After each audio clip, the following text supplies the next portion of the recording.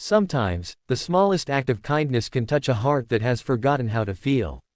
If you've ever believed that money can buy everything, wait until you hear what this billionaire father learned from a black waitress and his disabled son. Stay till the end, because this story will remind you what truly makes a man rich. And hey, if it touches your heart even a little, don't forget to like the video and subscribe for more stories that move souls. Ethan Cole had it all. Billion-dollar business empire, private jets, a mansion overlooking the Pacific Ocean. And yet, inside, he was hollow. His success had cost him something priceless, his family. His wife had passed away years ago, and his only son, Daniel, had been born with cerebral palsy. Ethan never blamed Daniel, but deep down, he couldn't look at him without remembering the woman he lost during childbirth. Daniel, 9 years old, couldn't walk without support. His speech was slow but pure, like his heart. Every morning, he'd watch the other kids run, dance, and laugh while he sat quietly, humming little tunes his mother once sang to him.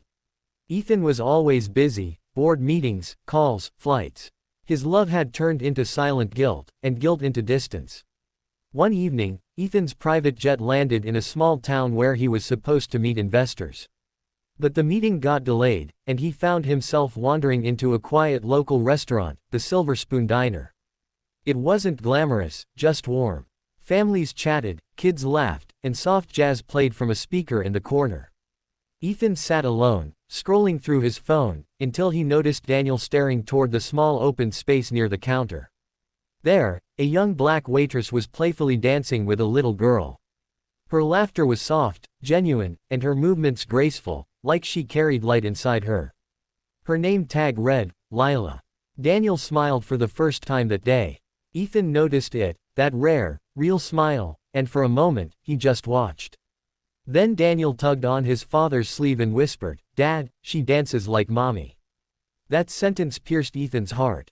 When Lila came over to take their order, Daniel shyly asked, "Can you teach me?" She blinked, surprised, then looked at Ethan.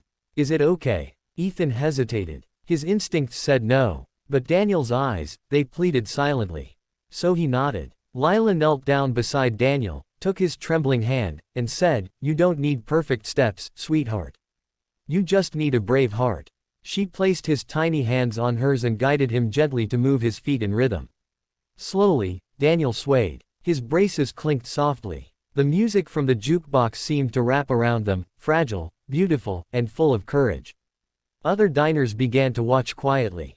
Ethan's throat tightened as he saw something he'd never seen before, his son dancing. Not perfectly, but proudly. His smile shone brighter than the chandeliers in Ethan's mansion. For a long moment, Ethan forgot his title, his wealth, his grief. He only saw a little boy reclaiming joy, because one kind soul had believed in him. When the song ended, everyone in the diner clapped softly. Daniel turned to his father and said, "Dad, did you see me? I can dance." Ethan stood frozen, tears burning his eyes. He knelt, hugged Daniel tightly, and whispered, "Yes, son. You can. And I'm so proud of you." Lila smiled, brushing away her own tears. "He's got the spirit. That's all dancing really needs." Later, after dinner, Ethan pulled Lila aside. "You don't know what you just did," he said quietly.